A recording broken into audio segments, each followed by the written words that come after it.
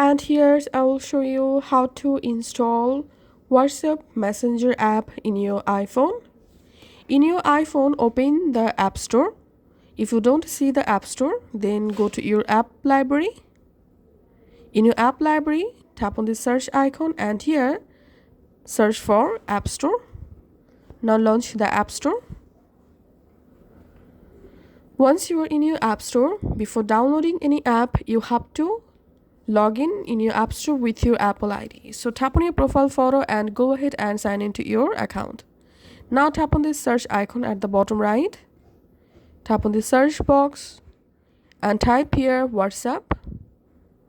Search for WhatsApp and here you'll find official WhatsApp Messenger. So this is the WhatsApp business app and this is normal WhatsApp Messenger app. So let's open this. And now to install WhatsApp, tap on this download icon. And that's it. Here as you can see, my WhatsApp app is started to install on my iPhone. It may take some time to install WhatsApp Messenger app. It depends on your internet speed. Once you're successfully installed, now you can open the WhatsApp app from here, or you can go back to your app library. In your app library, here you will find WhatsApp. Open WhatsApp app, tap on agree and continue.